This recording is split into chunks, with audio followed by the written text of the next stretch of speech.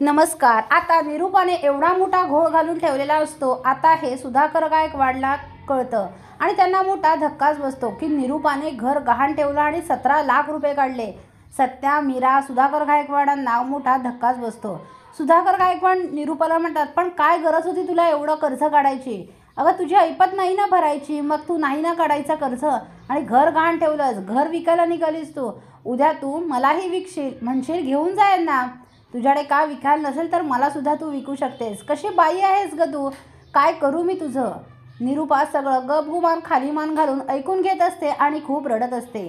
त्यानंतर सुजित कुमार म्हणतो, ए बस झाली आहे तुमची ही नाटकं, बस झाली, इकडे या, यावर सगळी सह्या करा सगळ्यांनी।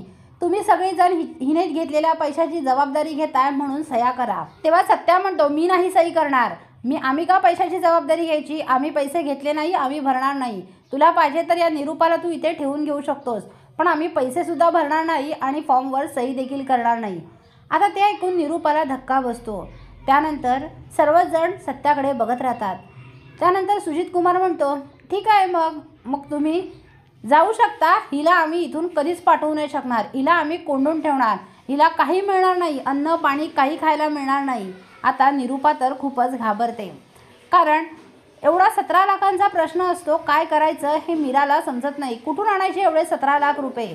सर्वजण घरी येतात। आता निरूपा म्हणते, बाबा काय करायचे, कसं आईला सोडून आणायचं? तेव्हा सुधाकर गायकवाड म्हणतात, राहू दे जरा तिला तिकडे, 8 दिवस राहिली ना, जरा तिच्या अक्कल ठिकाणावर येईल, मग आणि सोडून। तेव्हा मीरा म्हणते, नको बाबा, तो तिकडे तिला जेवण देत असेल की नाही, त्यांना काही खायला मिळत असेल की नाही, आराम भेटत असेल की नाही, काय माहीत, नको, आपण त्यांना लगेच सोडून आणूया। तेव्हा सत्या म्हणतो, वा वा धूमकेतू, अगं ती तुला नेहमी पाण्यात बघते, तुझा अपमान करते आणि त्या बाईसाठी आज तू एवढं करतेस, एवढी धडपड करतेस का? कशासाठी? कोण लागते तुझी?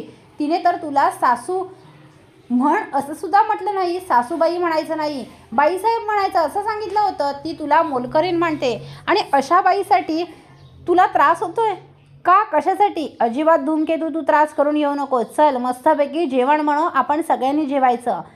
तेव्हा मीरा म्हणते, अहो तुम्हाला कसं काही वाटत नाही, ती तुमची आई आहे। तेव्हा सत्या म्हणतो, अशी असते का ग आई, जी स्वतःच्याच मुलाला त्रास देते, स्वतःच्याच मुलाला पाण्यात बघते? मी तर तिला कधी माझी आई मानतच नाही। ती निरूपा आहे आणि निरूपासाठी मी कधीच मला त्रास करून घेणार नाही, ती त्या लायकीचीच नाही आहे बाई।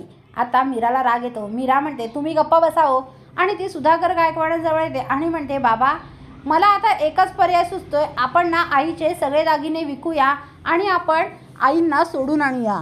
तेव्हा सत्या म्हणतो, ए धूमकेतू, तू नको त्या फंडात पडू, उद्याच ना तुला त्रास होतोय ती तिकडे आहे म्हणून, पण उद्या जर तिला कळलं ना दागिने विकून तिला सोडवलंय, तर ती तुलाच उलट त्याची शिक्षा देईल, तुलाच बोलत राहील, ती तुझ्याकडून ते दागिने परत मिळवून घेईल, म्हणे मला माझे दागिने परत आणून दे।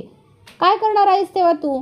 तेव्हा मीरा म्हणते, अहो आता फक्त आईंना सोडवणं आपलं पहिली जबाबदारी आहे, त्यांना काही करून सोडवलं पाहिजे।